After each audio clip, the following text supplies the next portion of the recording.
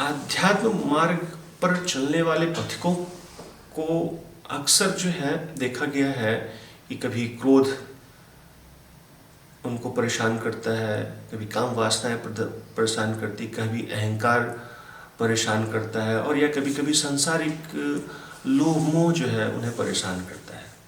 तो इससे कैसे मुक्ति पाए, इससे कैसे समाधान है, क्या समाधान है इसका? तो स्वामी विवेकानंद जी ने बहुत ही सरल शब्दों में और बिल्कुल क्लियर कट, बिल्कुल साफ स्पष्ट शब्दों में चार जो है अनुशासन बनाया है चार तरह के योगियों के लिए, और इन चारों योगियों को इन बातों से बचना चाहिए। पहला क्या है? पहला ज्ञान योगी, जो ज्ञान के माध्यम से ईश्वर को जानना चाहता है, या जो ज्ञान मार्ग पर जो आरूढ़ होता है, उसमें अक्सर देखा गया है कि काम वासना उसको सताती है। अक्सर आप देखे होंगे कि समाचार पत्र आते हैं कि ये प्रोफेसर, ये टीचर जो है वो दुराचार कर दिया, कुछ अश्लील हरकतें कर दी। क्यों? क्योंकि ज्ञान योगी को सबसे ज्यादा परेशान काम वासनाएं करती। तो इसलिए ज्ञान योगी को, ज्ञान के पथ पर आरूढ़ होने वाले को इनसे काम वासना से बचना चाहिए।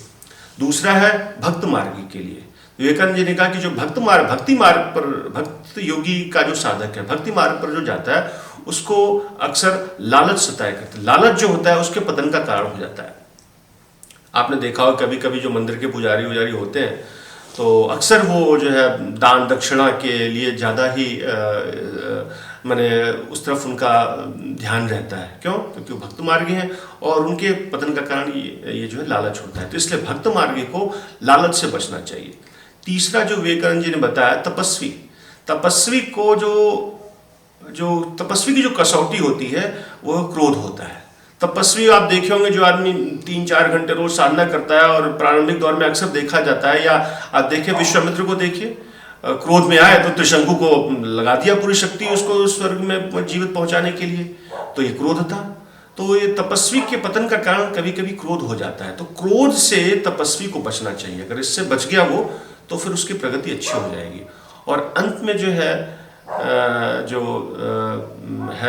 वो है आपका तप हो गया, ज्ञान हो गया। हाँ, कर्मयोगी को, कर्मयोगी आप देखते होंगे अक्सर कर्मयोगी यही कहता है, मेरे लिए तो कर्म ही पूजा, और कर्म में निरत रहता है। बिल्कुल ठीक है, कर्म पूजा होनी चाहिए, लेकिन कर्म ही पूजा है। लेकिन कर्म पूजा तब होगी जब वो परमात्मा से जुड़ के वो कर्म होगा। अगर वो कर्म परमात्मा से न जुड़ेगा तो वो अहंकार का कारण हो जाता है, और कर्मयोगी अक्सर देखा गया है कि अहंकार के कारण अपने आप को गिरा लेता है। तो कर्मयोगी को अहंकार से बचना चाहिए। ये विवेकानंद जी की हम सबके लिए एक मार्गदर्शक, एक पाथेय है, जिसको हम जीवन में उतारेंगे तो यथाशीघ्र हम आध्यात्मिक ऊंचाइयों को पहुंच जाएंगे।